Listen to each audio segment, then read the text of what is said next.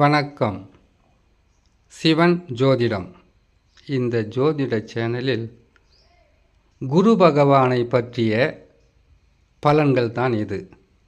குரு பகவான் 12 ராசிகளில் அமரும் போதும் எந்தெந்த ராசிகளில் எந்தெந்த ஸ்தான பலத்தில் அமருகிறாரோ அதற்கு தக்கவாறு பலன்களை தருவார்.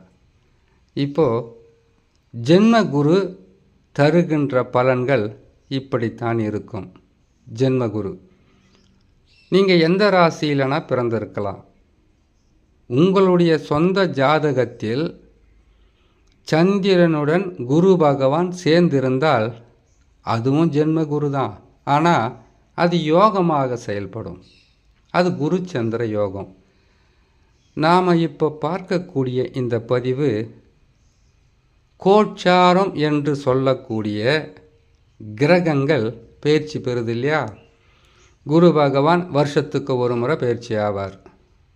ராகு கேதுக்கள் 1.5 வருஷத்துக்கு ஒரு முறை பயிற்சி பெறுவார்கள். சனி பகவான் 2.5 ஆண்டு காலங்களுக்கு ஒரு முறை பயிற்சி பெறுவார்.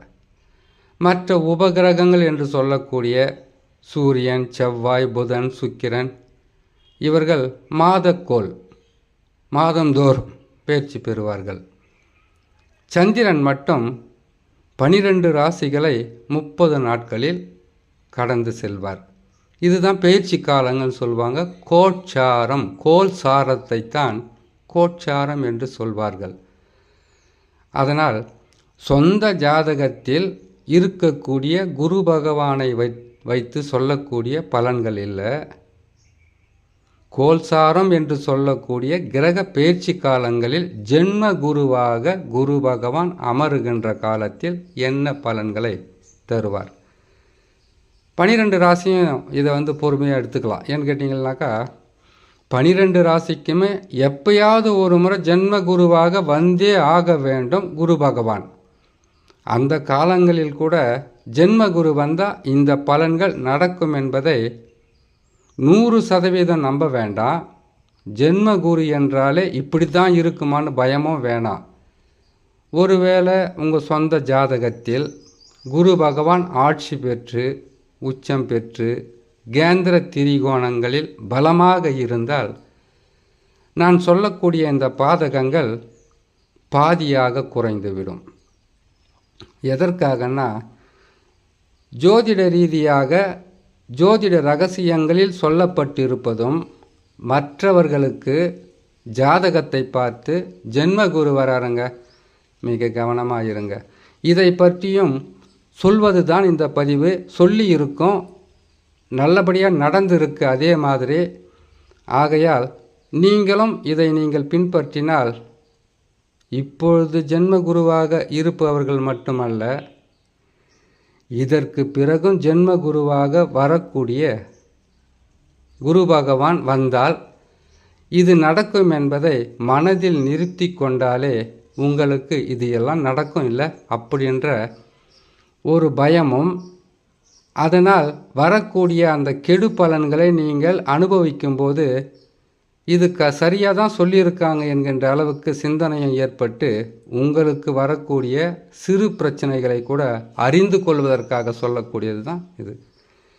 இப்போ பேசுகிற இந்த காலகட்டத்தில் ஜென்மகுரு என்பது கடகராசிக்கு இருக்குது. அதுக்காக கடகராசின்னு எடுத்துக்காதீங்க.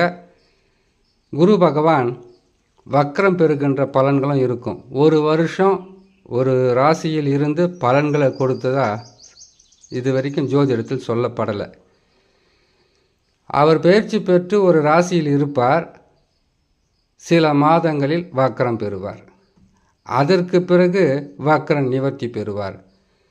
கடகம், மகரம், தனுசு, கும்பராசிகளில் இருக்கும்போது அதிசாரமும் பெறுவார். அதனால் குரு பகவான் ஜென்ம ராசியில் இருக்கும்போது வக்ரம் பெற்றால் ஒரு பலன் இருக்கும், அதிசாரம் பெற்றால் ஒரு பலன்கள் இருக்கும். அவர் ஜென்ம ராசியிலே இருக்கும்போது ஒரு பலன்களாக இருக்கும். ஏன்னா இதையெல்லாம் சொன்னால் தான் ஒரு தெளிவான ஒரு முடிவை உங்களால் எடுக்க முடியும். சரி, ஜென்ம குரு என்ன செய்யும்? ஜென்ம குருவில் குரு பகவான் அமருகின்ற ராசிகளில் அந்த ராசிக்காரர்களுக்கு ஜென்மத்தில் குரு பகவான் அமர்ந்தால் பல வகையான இன்னல்களும் உறவுகளால் சிக்கலும் முயற்சிகளில் தோல்வியும் உங்களுடைய வாழ்க்கையில் என்ன செய்வது எப்படி செய்வது என்பதை தெரியாமல் தத்தளிக்கின்ற காலமாகவே இருக்கும் இந்த ஜென்மகுரு வரும் காலங்களில். ஜென்மகுரு வரும் காலங்களில் உறவுகளால் சிக்கல் ஒரு பக்கம், அலைச்சல் அதிகப்படியாக இருக்கும். வீடு மாற்றம், இடமாற்றம், தொழில் மாற்றங்கள் அதிகமாக இருக்கும். அது மட்டுமல்ல, ஜென்மகுரு வருகின்ற காலத்தில் பணத்தால் பிரச்சனை, பணத்துக்காக தான் பிரச்சனை. பணம் என்பது பொருளாதாரத்தை உங்களுக்கு கொடுக்கக்கூடிய தொழிலாக இருந்தால் கூட அந்த தொழிலில் சொல்லக்கூடிய அளவிற்கு பெருசாக வெற்றி பெற முடியாது. வருமானம் என்பதை முடக்கப்படும். உங்களுக்கு பல வகையிலும் தடைகள் வருவதற்கு வாய்ப்புகள் இருக்கும். பொருளாதாரத்தால், அதான் பணம் வர்றதில் போகிறதுல தடைகள் இருக்கும். ஒன்றாச்சு. ரெண்டாவது, நீங்கள் யாருக்காவது கடன் கொடுத்துருக்கலாம், இல்லை யாருக்கிட்டையாவது நீங்கள் கடனை பெற்றிருக்கலாம். அப்படி கடன் கொடுத்திருந்தாலும் சரி, இல்லை கடன் வாங்கியிருந்தாலும் சரி, இல்லை யாருக்காவது பணம் வாங்கி கொடுத்து முன்ஜாமீன் கொடுத்திருந்தாலும் இதனால் பிரச்சனைகள் வரும். கொடுத்த வாக்கை காப்பாற்ற முடியாமல் போகும். கொடுத்த பணத்தை வாங்க முடியாத சூழ்நிலையாக இருக்கும். பணம் கொடுத்தவங்க சும்மா இருப்பாங்களா? இல்லை நீங்கள் போய் கேட்டாலும் அவங்க என்ன பண்ணணும், சரிவரியான பதில் இருக்காது. அது மட்டும் இல்லாமல் குரு என்பவர் தனக்காரகன்.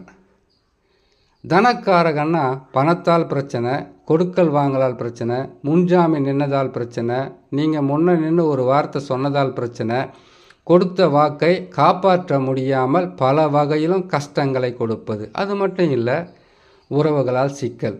இதனால் வரையில் ஒற்றுமையாக இருந்த உங்கள் குடும்பத்திலும் உங்களுக்கு கௌரவமாக இருந்த நண்பர்களும் சரி, உறவுகளும் சரி, ஜென்மத்தில் குரு பகவான் வந்தால் உங்களுடைய தன்மானங்கள், உங்களுடைய கௌரவங்கள் குறையப்படலாம். சில தேவையில்லாத பிரச்சனைகளை சந்தித்து உங்களுக்கு அவப்பெயரையும் அவச்சொல்லும் வந்து சேரும். அவமானங்களும் பல வகையான மன கஷ்டங்களும் தருகின்ற மனிதர்களால் உங்களுக்கு ஏற்படும். அது சொந்தமாக இருக்கலாம், உற்றார் உறவினராக இருக்கலாம், நண்பர்களாக இருக்கலாம், தொழில் செய்கிற இடத்துல இருக்கலாம், கணவன் மனைவியாக இருக்கலாம், மனைவி கணவனாக இருக்கலாம், பெற்றோர்களாக இருக்கலாம், தாய் தகப்பன் அண்ணன் தம்பி. இந்த உறவுகளால் பல பிரச்சனைகள் வந்து போகும். இந்த பிரச்சனைகளிலிருந்து உங்களை காப்பாற்றக்கூடிய ஒரு அமைப்பு ஒன்று இருக்கும். அதுதான் சொந்த ஜாதக தசா. தசா நல்லா இருந்தால் பெருசாக பாதகம் இருக்காது. பாதகமே இருக்காதுன்னு சொல்ல முடியாது. பாதகமாக வந்தாலும் தடுத்து காப்பாற்றக்கூடிய மிகப்பெரிய ஒரு இறை சக்தி ஜாதக தசா புத்தி தான். அந்த தசா வலிமையாக இருந்தாலும் உங்களுடைய சொந்த ஜாதகத்தில் உங்களுக்கு நல்ல தசா நடப்பதும், குரு பகவான் ஆட்சி உச்சம் கேந்திர திரிகோணங்களில் அமர்வதும் உங்களுக்கு வரக்கூடிய பாதகத்தை பாதியாக குறைத்துவிடும். இருந்தாலும் நோயே இல்லாமல் நோயாளியாக இருக்கிறது, வீடு குடும்பம் மனைவி மக்களை வெறுத்து கஷ்டப்படுறது, இவர்களால் ஏற்பட்ட மன கஷ்டத்தால் நீங்கள் பல வகையிலும் பாதிப்பை அடைவது, உறவுகளாலும் கொடுக்கல் வாங்கலாலும் பேசிய வார்த்தையாலும் கொடுத்த வாக்காலும் எண்ணற்ற துன்பங்களை அனுபவிக்கின்ற காலம்தான் ஜென்மகுரு என்று சொல்லி இன்னொரு நல்ல பதிவில் உங்களை நான் சந்திக்கிறேன். நன்றி, வணக்கம்.